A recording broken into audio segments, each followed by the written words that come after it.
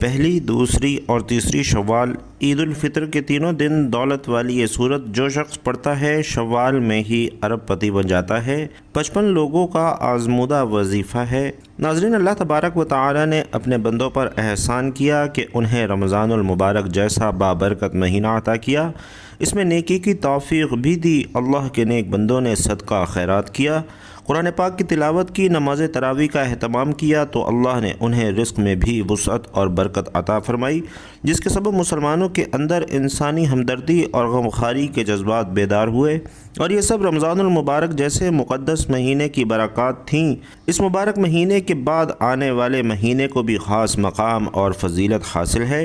اسلام سے پہلے عرب شوال کے مہینے کو شادیوں کے لیے موزوں نہیں سمجھتے تھے، حالانکہ یہ غلط خیال ہے۔ حضور نبی کریم صلی اللہ علیہ وسلم نے حضرت عائشہ رضی اللہ تعالی عنہا سے شوال میں ہی شادی کی تھی۔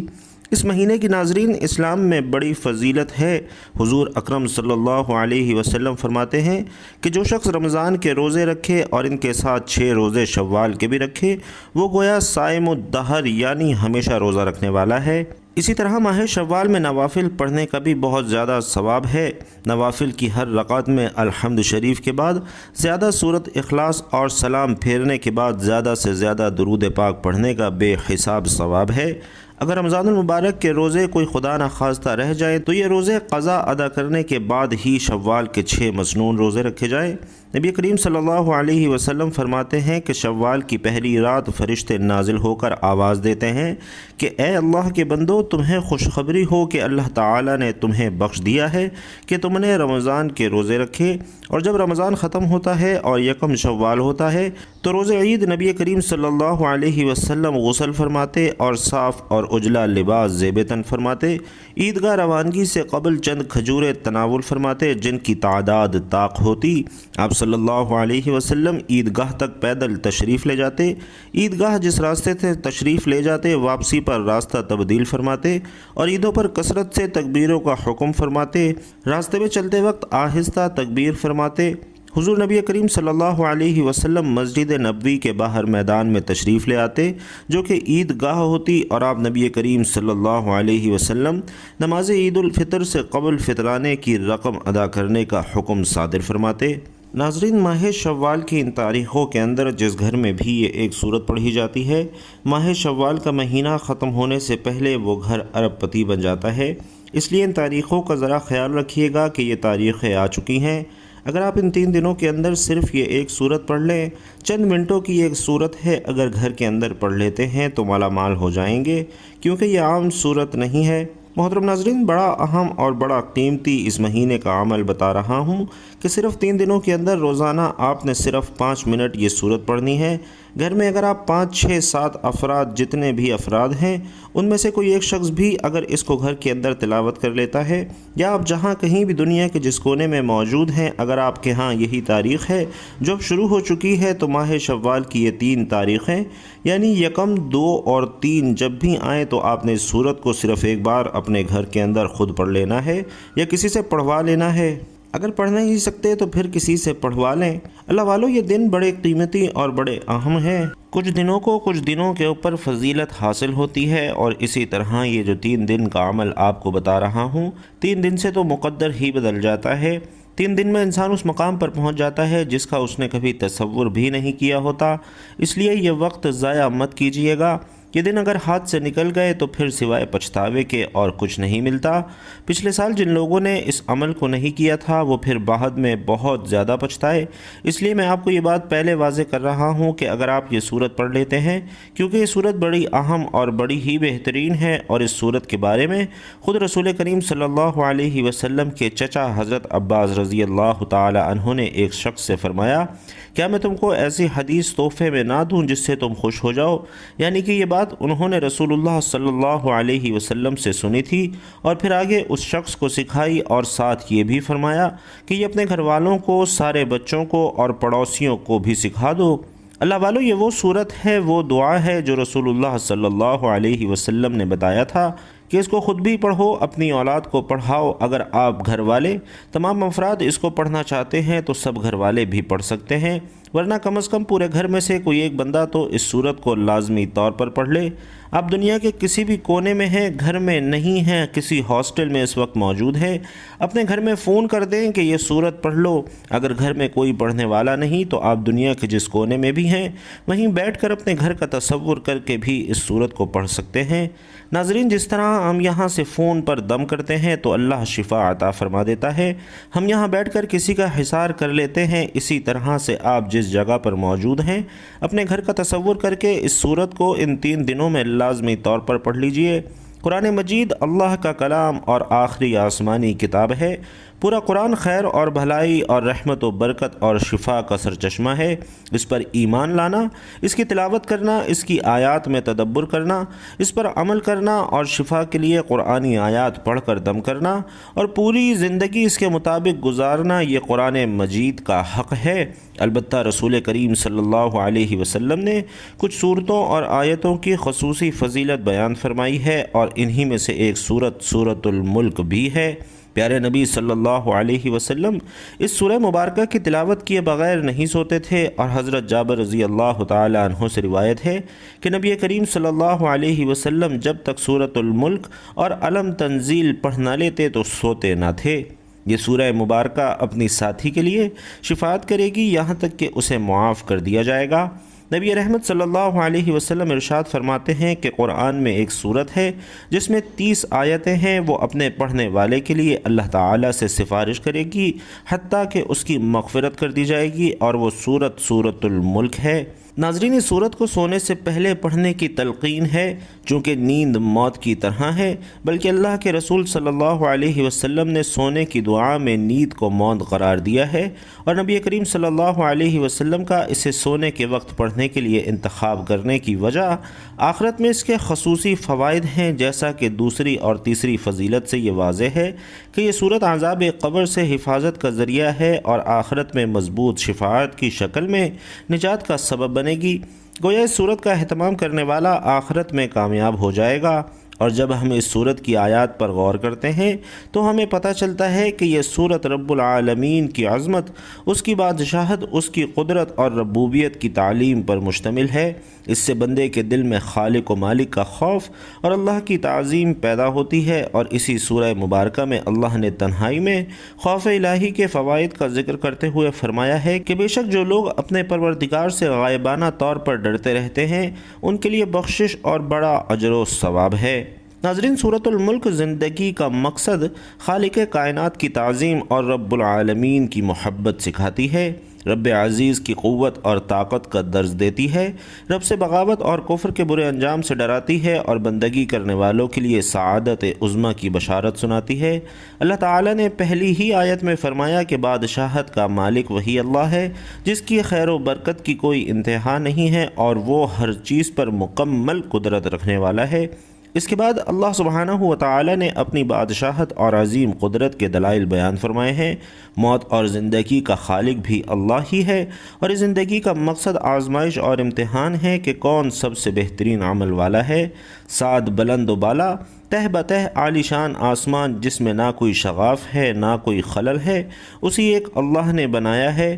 قیامت قائم ہونے والی ہے، اور اللہ نے شیاطین اور کفار کے لیے خوفناک جہنم تیار کر رکھا ہے اور پرہیزگاروں کے لیے جنت تیار کر رکھا ہے۔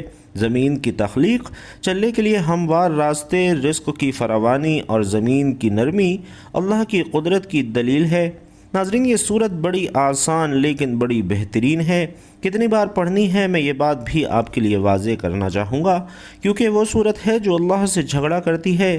یہ اللہ سے جھگڑا کرنے والی سورت ہے، اور یہ سورت وہ ہے کہ آدمی کو اگر قبر کے اندر عذاب ہو رہا ہو، قبر کے اوپر اس کو صرف ایک بار پڑھا جائے تو فوری طور پر قبر کے عذاب سے اس مرنے والے کو نجات مل جاتی ہے، اس کی قبر فوراً جنت کے باغوں میں سے ایک باغ بن جاتی ہے۔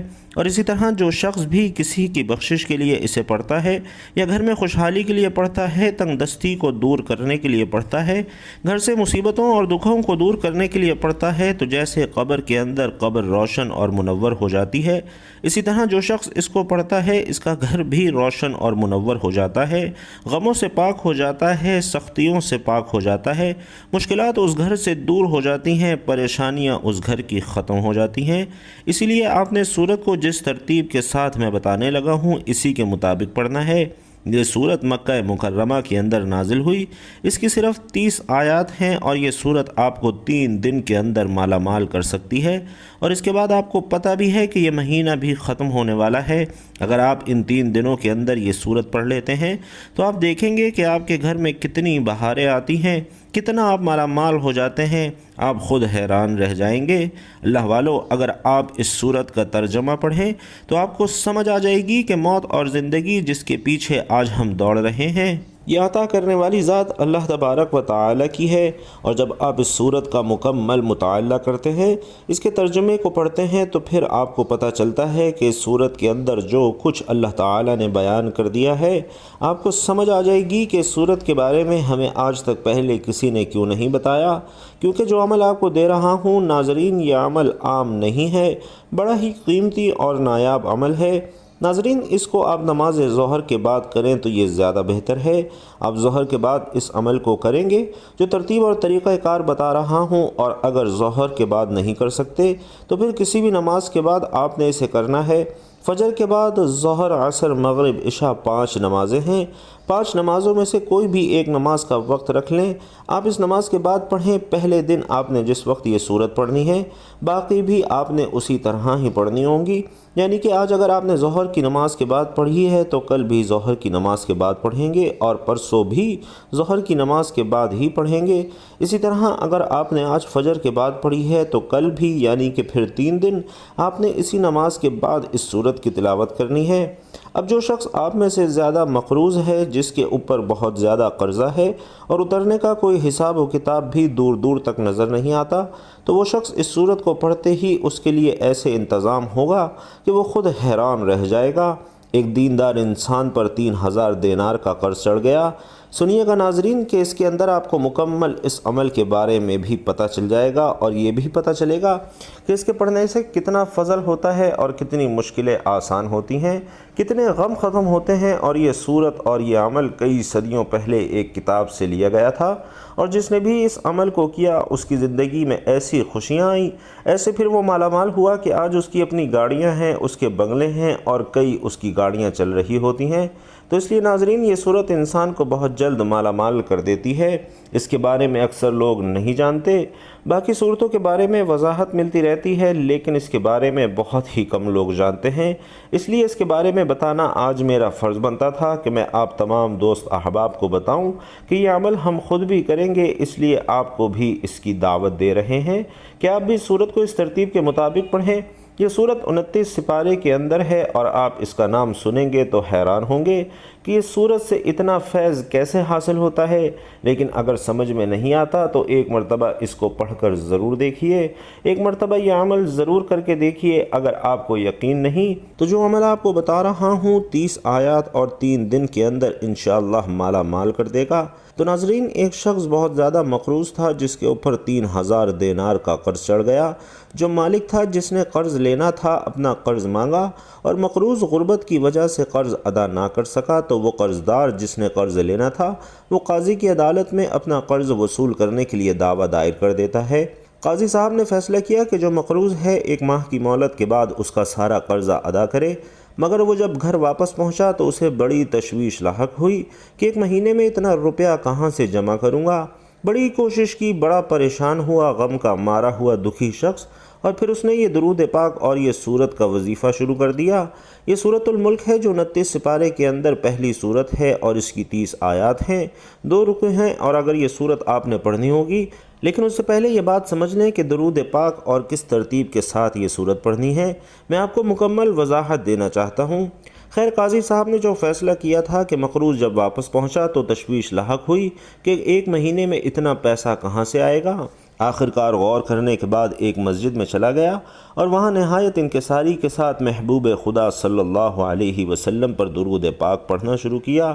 جب مہینے کی 27ویں رات آئی تو اس نے خواب میں دیکھا کہ کوئی کہنے والا کہہ رہا ہے کہ تیرا قرضہ ادا کر دے گا، لہٰذا تو فکر مند نہ ہو اور علی بن عیسیٰ وزیر اس کے پاس جا اور کہہ دے کہ شہنشاہ دو عالم صلی اللہ علیہ وسلم فرماتے ہیں کہ اس شخص کو 3000 دینار دے دو تاکہ وہ اپنا قرضہ ادا کر سکے۔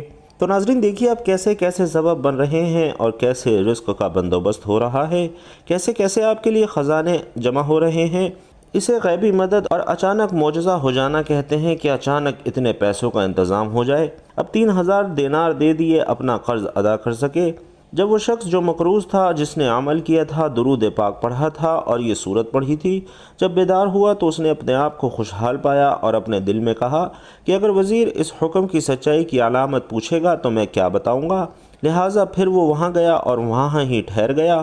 اس نے پھر پڑھنا شروع کر دیا، اور جب دوسری رات آئی تو سلطان دارین صلی اللہ علیہ وسلم خواب میں بنفس نفیس تشریف لائے اور مجھ سے دریافت فرماتے ہوئے پوچھا کہ تو وزیر موصوف کے پاس کیوں نہیں گیا؟